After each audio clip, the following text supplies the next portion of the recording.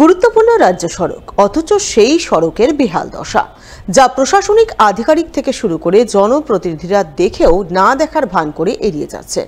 আর এ নিয়েই ক্ষোভে ফুঁসছেন সাধারণ মানুষ।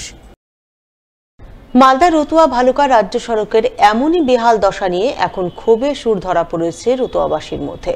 জানা গেছে, রতুয়া থেকে ভালুকা পর্যন্ত এই রাজ্য সড়কের প্রায় 10 কিলোমিটার এলাকায় এখন জায়গায় জায়গায় তৈরি হয়েছে মরণ ফাঁদ। কোথাও রাস্তা থেকে পিচের চাদর উধাও হয়েছে, কোথাও আবার রাস্তার মধ্যেই তৈরি হয়েছে বড় বড় খানাখন্দ। সেই সমস্ত খানাখন্দে বৃষ্টির জল জমে মরণ ফাঁদে রূপ নিয়েছে। হামেশাই ঘটছে ছোট বড় নানান দুর্ঘটনা, যা নিয়ে ক্ষোভে ফুঁসছেন রতুয়ার সাধারণ মানুষ। রতুয়া হাটখোলার মধ্যে আমাদের জাতীয় সড়কে রাস্তার পরিস্থিতি অবস্থা খুব খারাপ আছে রয়েছে। অবস্থা কি, দুই সাইডে রাস্তাটা কেটে গেছে। আমাদের যানবাহনের জ্বালার জন্য খুবই রাস্তার পরিস্থিতি খুবই খারাপ। অসুবিধা কি, গাড়ি অ্যাক্সিডেন্ট হয়ে যাচ্ছে। স্কুল যাওয়ার সময় প্রশাসন কোনো দেখছে না, কোনো গাড়ি টাড়ি যাচ্ছে, অ্যাক্সিডেন্ট হয়ে যাচ্ছে। আমাদের গাড়ি আর স্কুলের সময় রাস্তা প্রচুর 1 ঘন্টা 1.5 ঘন্টা জাম হয়ে যাচ্ছে। থেকে ভালুকা পর্যন্ত রাস্তার অবস্থা এত নাজেহাল, যার বলার কিছু নেই। এবং আপনারা দেখতেই পাচ্ছেন যে রাস্তার অবস্থা, গাড়ি ঘোড়া ছাগড়া একেবারে উল্টিয়ে পাল্টি খেয়ে যাচ্ছে। হাত হাত সব কিছু ভেঙে যাচ্ছে, কিন্তু প্রশাসনের দিক থেকে কোনো পদক্ষেপ হেল্প কিছু নেই। এই রাস্তা থেকে আপনার ভালুকা হয়ে কাঠিয়ার যাওয়া যায়, এটা দিয়ে আপনার তুলসীহাটা পর্যন্ত যাওয়া যায়, কালিহারি রুট যাওয়া যায়, গোবরা যাওয়া যায়। আমরা চাইছি যে যত তাড়াতাড়ি হোক রাস্তাটা রিপেয়ারিং বা একটু রাস্তা চলার মতো করে দেওয়া হোক। রতুয়া ভালুকা রাজ্য সড়ক দীর্ঘদিন ধরে বেহাল অবস্থায় পড়ে থাকায় যানবাহন চলাচল করা কার্যত দুষ্কর হয়ে পড়েছে। খানাখন্দ এড়িয়ে যানবাহন চলাচল করতে গিয়ে হামেশাই ঘটছে দুর্ঘটনা, বাড়ছে যানজট। প্রতিনিয়ত সমস্যায় পড়ছেন সাধারণ মানুষ থেকে শুরু করে স্কুল ছাত্রছাত্রীরা, কিন্তু কোনো হেলদোল নেই প্রশাসনের। তাই আগামী দিনে রতুয়া ভালুকা রাজ্য সড়ক সংস্কারের দাবিতে আন্দোলনের ভাবনা চিন্তা শুরু করেছেন রতুয়াবাসী। ডেলি গাড়ি একটা দিনে 10টাও গাড়ি পড়ে, চাই টোটো হোক বাইক হোক, দুর্ঘটনা ডেলি হয়। রাস্তা ভেঙে গেছে পুরো, এখান থেকে নিয়ে পুরো স্ট্যান্ড পর্যন্ত, এখান থেকে 3-4 জায়গাতে আছে এরকমই সিস্টেম। সেম আগেতেও আছে, দুর্গাপুরেও আছে, অনেক জায়গাতে আছে এরকম বড় বড় গর্ত।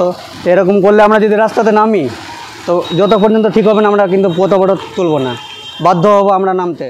এই বিষয়ে পিডব্লিউডি দপ্তরের আধিকারিকের সঙ্গে ফোনে যোগাযোগ করা হলে তিনি বলেন, কাজের টেন্ডার হয়ে গেছে, আগামী 1 মাসের মধ্যে রাস্তা সংস্কারের কাজ শুরু হবে।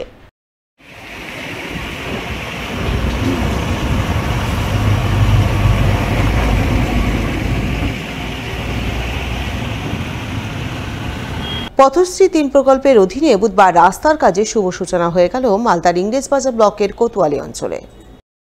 এদিন কোতোয়ালির মিয়াপাড়া এলাকায় নারকেল ফাটিয়ে রাস্তার কাজের আনুষ্ঠানিক সূচনা করেন ইংরেজবাজার পঞ্চায়েত সমিতির সদস্য রাজেশ পাল।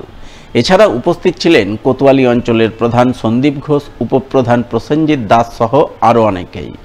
জানা গেছে, 230 মিটার রাস্তা তৈরির জন্য পথশ্রী 3 প্রকল্পের অধীনে প্রায় 80 লক্ষ টাকা বরাদ্দ হয়েছে। সেই বরাদ্দকৃত অর্থেই ইংরেজবাজার পঞ্চায়েত সমিতির তত্ত্বাবধানে এদিন রাস্তার কাজের সূচনা হয়। ইংরেজবাজার ব্লকে কোতোয়ালি অঞ্চলের এই এলাকায়, বাদিয়া কলোনি এলাকায় আমাদের এই 230 মিটার রাস্তার আজকে উদ্বোধন হলো।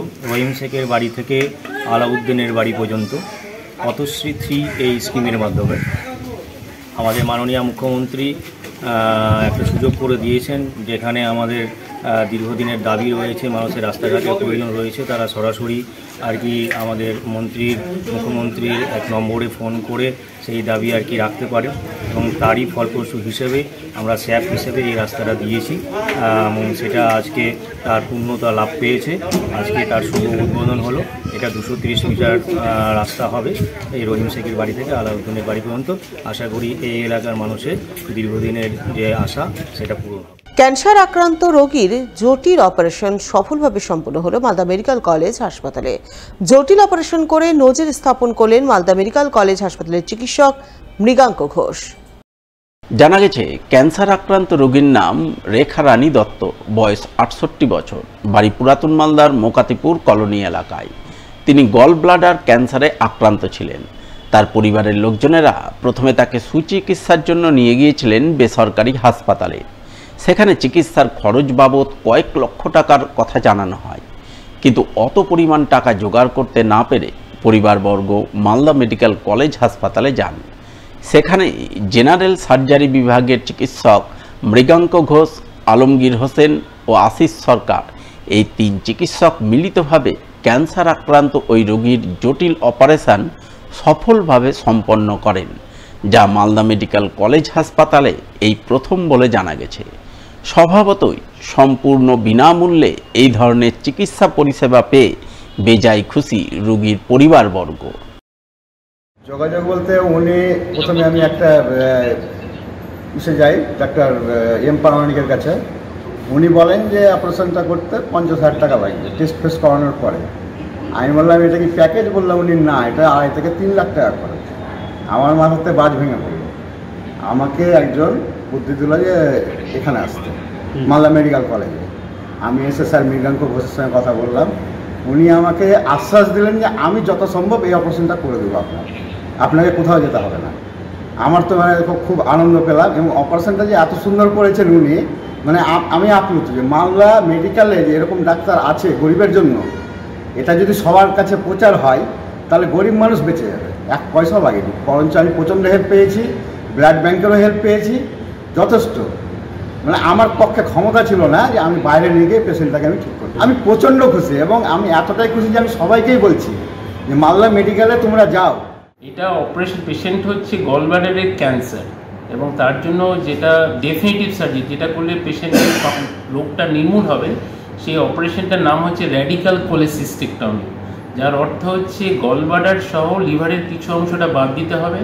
তার সঙ্গে তার স্টেজ অনুযায়ী অনেক সময় পিত্তনালী কেটে বাদ দিতে হয়, যেটা আমরা এই পেশেন্টের ক্ষেত্রে পিত্তনালীও কেটেছি, এবং খাদ্যনালীর সঙ্গে পিত্তনালীর একটা যোগাযোগ করে রাখা।